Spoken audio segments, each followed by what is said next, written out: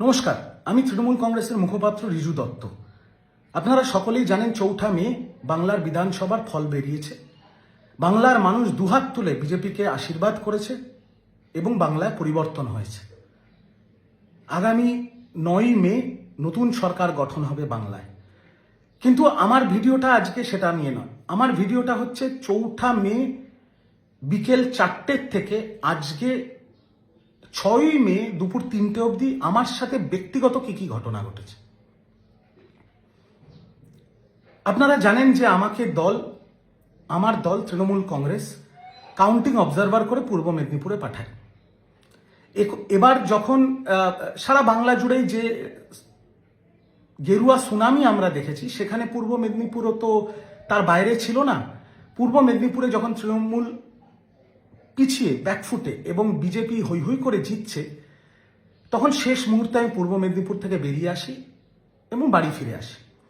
যখন বাড়ি ফিরছি, যখন আমি আমার গলিতে ঢুকছি, তখন স্বাভাবিকভাবে বিজেপির যে কর্মীরা, যে সমর্থকরা, যারা এতদিন ধরে অত্যাচারিত, যারা লাঞ্ছিত, যারা বঞ্চিত, তাদের খুশির বহিঃপ্রকাশ হবেই।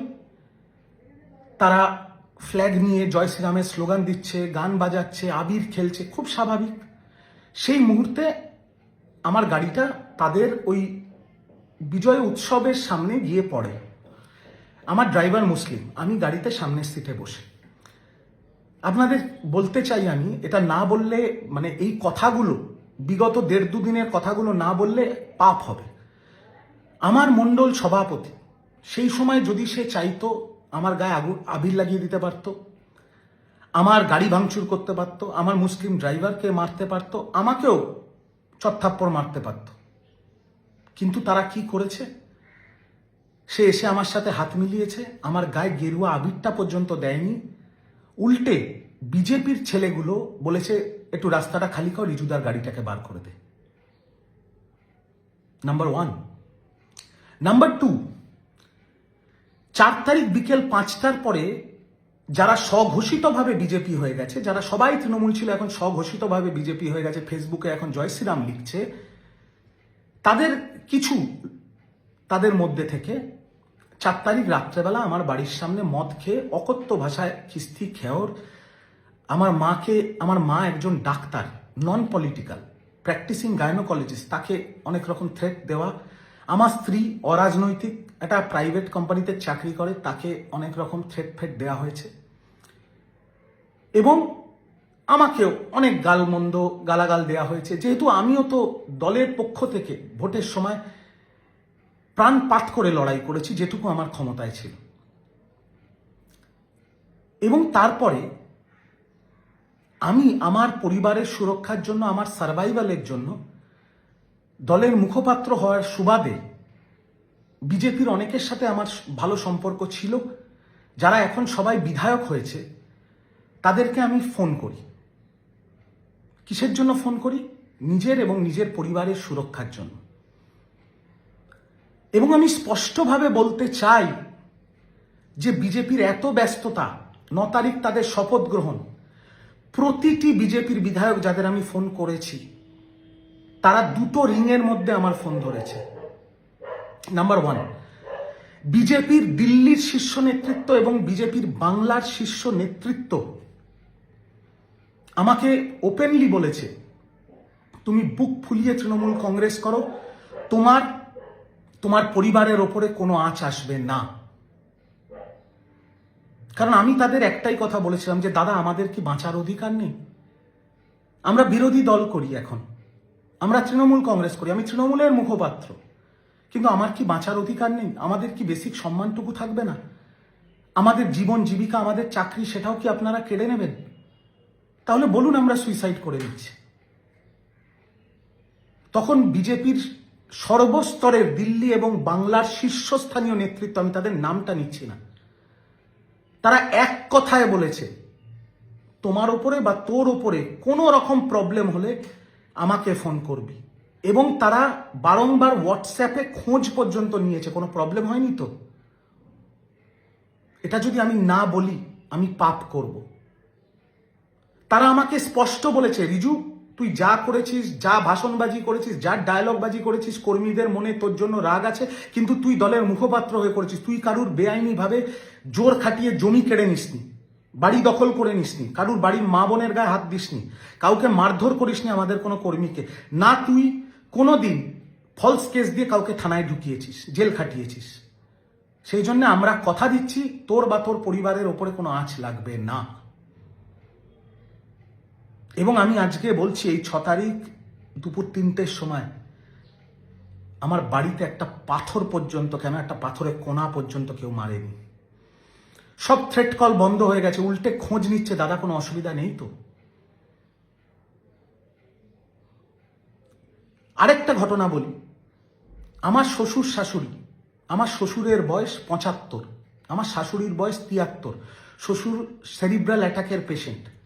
এই স্বঘোষিত বিজেপি যারা হয়েছে, বিকেল 4টের পর গেরুয়া আবি নিজের মুখে লাগিয়ে, এরকম কিছু লোক গিয়ে আমার 75 বছর বয়সী শ্বশুরকে চপথাপ্পড় মারে। আমি নাম করে বলছি, সেই সময় আমাদের বাঁচানোর কেউ নেই, কেউ আমার ফোন ধরেনি, আমার কোনো শীর্ষ নেতৃত্ব। আমি তখন বিজেপির একটি নেতাকে ফোন করিয়ে নাম করে বলছি, রাজর্ষি লাহিড়ী, সজল ঘোষ। তারা বলেছে দেখে নিচ্ছি।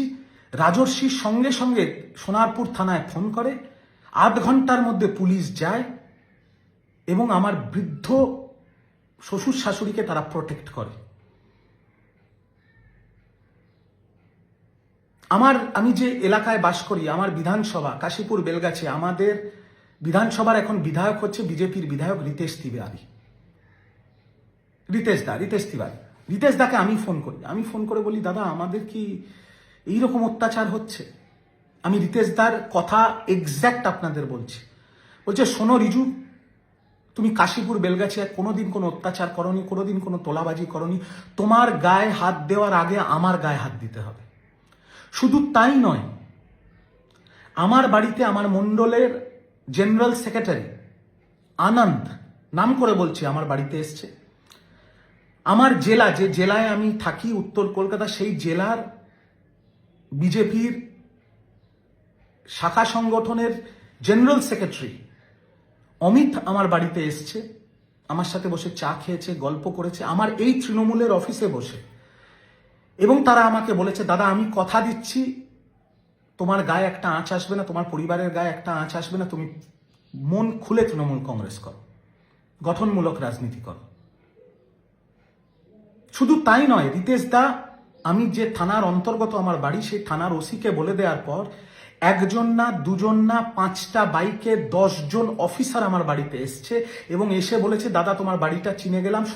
সবকটা অফিসার, তাদের অধিকাংশ, যেহেতু আমি কারোর সাথে কোনোদিন ব্যক্তিগত স্তরে খারাপ ব্যবহার করিনি, তাদের পার্সোনাল নম্বর দিয়ে গেছে এবং যারা আমার বাড়ির সামনে নব্য স্বঘোষিত বিজেপি যারা 4 তারিখ সকাল 11টা অবধি তৃণমূল ছিল, 4 তারিখ বিকেল 5টার পরে বিজেপি, তাদেরকে চিহ্নিত করে তাদের বাড়িতে গিয়ে তাদের যা বলার বলেছে। এবং তাদের বাড়ি যদি অন্য থানার অন্তর্গত থাকে, সেই থানার অফিসারকেও বলেছে যে রিজু দত্তের বাড়ির সামনে যেন এরা না যায়।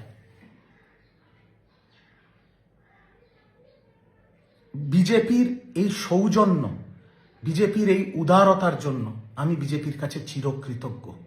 শুধু তাই না, আরো শুনুন, আমাদের তৃণমূলের কর্মীরা যারা দখলদারি করেনি, যারা তোলাবাজি করেনি, যারা মানুষের সাথে দুর্ব্যবহার, মারধর এগুলো করেনি, তারাও এই মারপিটের মধ্যে, এই রাগের বহিঃপ্রকাশের মধ্যে পড়ে গিয়ে অনেকের বাড়িতে আক্রমণ হয়েছিল, ইত্যাদি ইত্যাদি হয়েছিল। আমি বিজেপির নেতৃত্বকে ফোন করে জানাই ব্যাপারগুলো এবং তারা লোক পাঠিয়ে তাদের বাড়ি যাতে ভাঙচুর না হয়, আমাদের তৃণমূল কংগ্রেসের কর্মীদের রক্ষা করেছে। এটা যদি না আমি বলি, আমার পাপ লাগবে, আমি বেঈমান। তার সাথে আমি এটাও বলতে চাই যে দলের হয়ে প্রাণপাত করে প্রচার করার সময় দলের মুখপাত্র হিসেবে আমি যদি কোনো অশালীন মন্তব্য করে থাকি, কুরুচিকর মন্তব্য করে থাকি, কুৎসা করে থাকি, ব্যক্তিগত আক্রমণ করে থাকি, বিলো দ্য বেল্ট আক্রমণ করে থাকি, দলীয় নির্দেশে বা কখনো কখনো আবেগপ্রবণ হয়ে, আমি তার জন্য মন থেকে ক্ষমা প্রার্থী। মন থেকে ক্ষমা প্রার্থী। কারণ বিজেপি যে সৌজন্য দেখিয়েছে, বিজেপি যে উদারতা দিয়ে দেখিয়েছে, বিজেপি যে প্রোটেকশন, তৃণমূল কংগ্রেসের মুখপাত্র যে সবচেয়ে ভোকাল ছিল বিজেপির নেতৃত্ব এবং বিজেপির বিরুদ্ধে, তাকে যে প্রোটেকশন দিয়েছে, যে সহযোগিতা তার সাথে করেছে, এটা এই ঋণ আমি জানি না আমি শোধ করতে পারবো কিনা। শুধু তাই নয়, বিজেপির দিল্লি এবং বাংলার শীর্ষ নেতৃত্বরা আমাকে বলেছে বুক ফুলিয়ে তৃণমূল কংগ্রেস করো। আমি কিন্তু গায়ে গেরুয়া আবির লাগিয়ে জয় শ্রীরাম বলিনি ফেসবুকে। আমি এখনো এই যে ভিডিওটা করছি, পেছনে তৃণমূল কংগ্রেসের স্টিকার আছে। আমি হাঁড়ি চড়িয়ে তৃণমূল কংগ্রেস করিনি, উল্টে তৃণমূল কংগ্রেস করতে গিয়ে আমার দেনা হয়ে গেছে। আমি এমএলএও নয়, আমি এমপিও নয়, আমি কাউন্সিলরও নয়, আমি সামান্য একটা মুখপাত্র মাত্র। আমি বাড়ি, ঘরদোর, অট্টালিকা, রেঞ্জ রোভার গাড়ি, বিএমডাব্লিউ, মার্সিডিস কিচ্ছু নেই আমার। আমার যে গাড়িটা আমি ব্যবহার করি সবাই চেনে, বিজেপিও চেনে, তৃণমূলও চেনে, সেটা 12 বছর পুরনো একটা গাড়ি, XUV 500, সবাই জানে।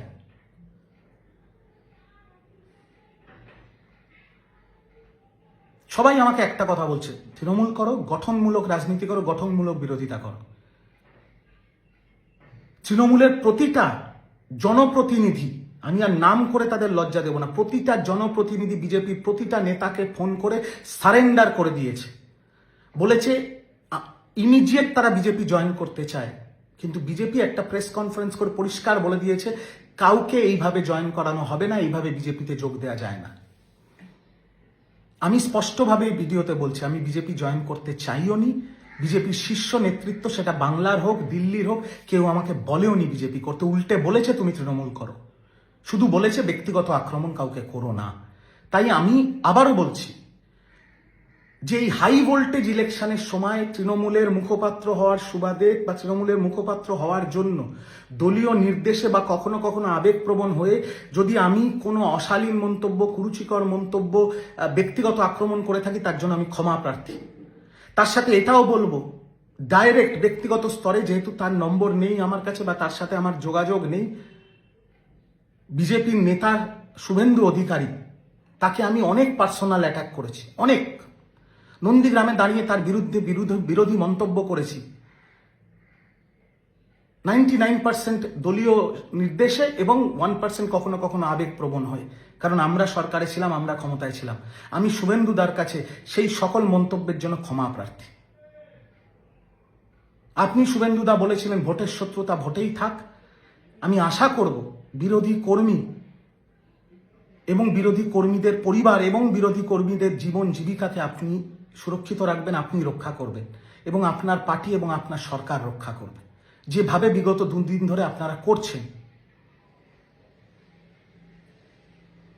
আমি আরেকটা কথা বলতে চাই, একটা আমার ভিডিও ভাইরাল, দলের পক্ষ থেকে, দলের মুখপাত্র হিসেবে, দলের লাইন হিসেবে যে লাইনটি আমাদের দলের সাংসদরা আগেও বলেছেন, সেটা নিয়ে আমি একটা দলের হেডকোয়ার্টার থেকে একটা ভিডিও করেছিলাম ইলেকশন কমিশনের পুলিশ অবজারভারদের বিরুদ্ধে।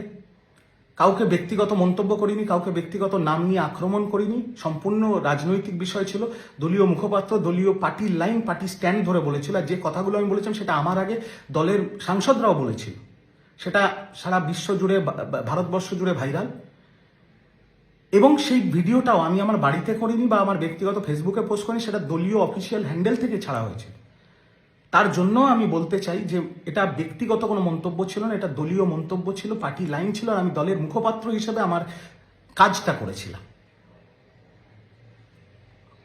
তাই এই ভিডিওটাকে আর দীর্ঘায়ু করব না, এইটুকু বলবো, নতুন সরকার গঠন হচ্ছে বাংলায়, বিজেপির সরকার গঠন হচ্ছে বাংলায়। কে মুখ্যমন্ত্রী হবে, কে মন্ত্রী হবে, সেটা তাদের দলের অভ্যন্তরীণ বিষয়, সেটা নিয়ে মন্তব্য করার আমার কোনো জায়গা নেই, কোনো অবকাশ নেই। বাট তারা যে সৌজন্য দেখিয়েছে আমাকে, আমার পরিবারকে এবং আমার দলের কর্মীদের, তারা যেভাবে রক্ষা করেছে, এর জন্য আমি অকুণ্ঠ প্রশংসা করছি এবং আমি ওপেনলি বলছি তাদের এই সৌজন্য এবং উদারতার জন্য আমি অন্তত ব্যক্তিগত স্তরে চিরকৃতজ্ঞ থাকব। আমি আশা করব আপনারা আরও শক্ত হাতে এই ব্যবস্থাটা নেবেন, যাতে তৃণমূলের যেখানে যেখানে পার্টি অফিস পুড়িয়ে দেওয়া হচ্ছে বা যেখানে অত্যন্ত অত্যাচার করা হচ্ছে সেগুলো আপনারা কড়া হাতে দমন করবেন, সেগুলো বন্ধ করবেন। দয়া করে বিরোধী কর্মী যারা আছে তাদের আপনারা রক্ষা করুন, যেভাবে আমাকে ব্যক্তিগত স্তরে আপনারা রক্ষা করেছেন এবং আমার কথায় কিছু কর্মীদের রক্ষা করেছেন। সমগ্র বিরোধী কর্মীদের আপনারা রক্ষা করুন, তাদের জীবন জীবিকা রক্ষা করুন, কারণ বাঁচার অধিকার সবার আছে। আর আমার দৃঢ় বিশ্বাস আপনারা সেটা করবেন। আমি জাস্ট এই অনুরোধটুকু আপনাদের সামনে রাখলাম। বাকি নতুন সরকার আসছে, তারা যে প্রতিশ্রুতি দিয়েছে আশা করব সেই প্রতিশ্রুতিগুলো সবকটা অক্ষরে অক্ষরে তারা পূরণ করবে। বাংলা ভালো থাকবে, বাঙালি ভালো থাকবে। তাই আপনাদের নতুন সরকার গঠন এবং নতুন মুখ্যমন্ত্রী যেই হোক না কেন সেটা আপনাদের সিদ্ধান্ত। আগাম শুভেচ্ছা রইল। দয়া করে বিরোধী কর্মীদের রক্ষা করবেন। এই হিংসাটা আরো কড়া হাতে দমন করুন, যাতে কারোর জীবন জীবিকা নষ্ট না হয়। আর বিরোধীদের সুরক্ষা দিন, তাদের জীবন জীবিকাকে সুরক্ষা দিন। এই অনুরোধটুকু রইল তৃণমূল কংগ্রেসের একটি অত্যন্ত সাধারণ কর্মীর তরফ থেকে। সকলকে বলি আপনারা ভালো থাকবেন, সুস্থ থাকবেন। আশা করি সব ভালো হবে, বাংলা ভালো থাকবে, বাঙালি ভালো থাকবে। এই প্রার্থনা নিয়ে আজকে আমি আমার এই ভিডিওটা এখানেই শেষ করলাম। আগামী দিনে দেখা যাক কখন আবার আপনাদের সামনে আসা যায়।